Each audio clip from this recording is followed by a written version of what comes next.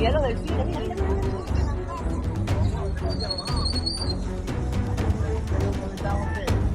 Y mira cómo se cayeron todas las paredes del frente. Marico, fue muy impresionante esto.